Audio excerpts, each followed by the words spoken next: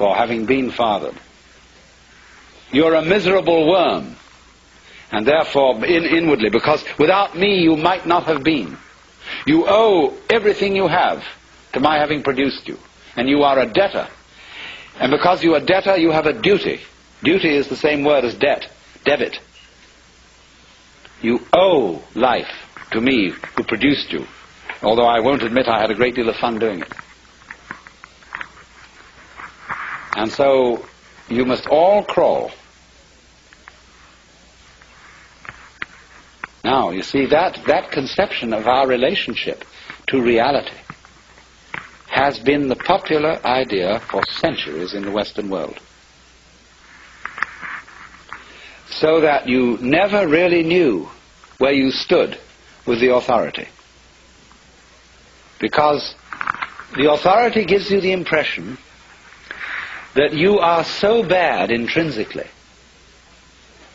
that at any time you ought to be punished and eaten up. And it's only a matter of mercy that you're not being eaten up. So the prayers of the Christian church are full of the idea, O Lord, we are not worthy. And since it is only of thy great mercy that we continue to survive at all, we humbly beseech thee, etc., etc. Imagine going around with that feeling about the nature of reality, that it is watching you all the time, that you're always on probation, like a released prisoner. And therefore there is an all-seeing eye at every moment of the day and night surveilling you, much more efficiently than any big brother could watch you through tiny TV cameras in your bedroom. I know a friend of mine who is a devout Catholic, and in her toilet, but she is different, she has a sense of humor. And in the toilet, you know, it's an old-fashioned one, there's a tank and a pipe coming down to the john, and there's a little placard on it with a big eye painted. And in Gothic letters underneath it, it says, Thou, God, seest me.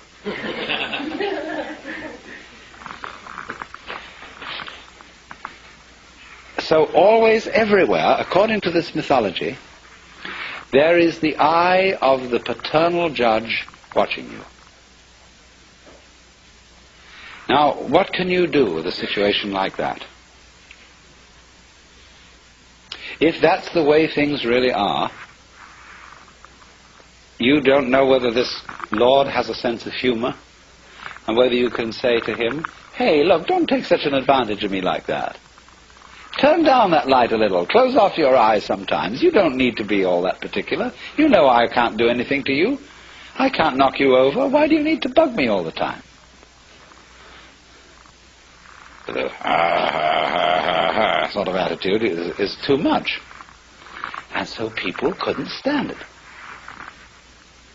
You know, 600 years of it was enough. And it became intolerable. Really intolerable. Because everybody knew they were sinners, and that they were doing all the things against the rules in the book, and nobody could possibly put up with it. So the only thing they could do to relieve themselves of this horrible father figure was to make out that the universe didn't have a father at all. That it was really an orphan. Not even virgin born. It didn't even have a mother. In other words, in order to escape from the mythology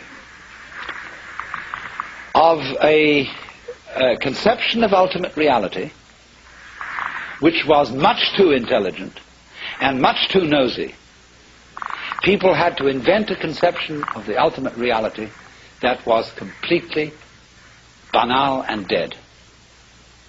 So the second Western mythology is the mythology of the mechanical universe, which is a fluke emerging from a process of absolutely blind energy.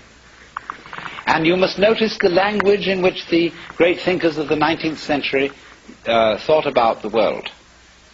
Freud, for the basic psychic energy, used the word libido, which in 19th century Vienna was exceedingly uncomplimentary. Libido. Blind lust. And so in the same way, the science philosophers of the 19th century talked about the world as being based on brute force, unintelligent energy, and worked out a conception of man as a really rather unfortunate natural fluke. Consciousness, reason, and indeed also the passions and feelings and desires of the human heart were nothing but the end product of a roulette wheel of natural selection.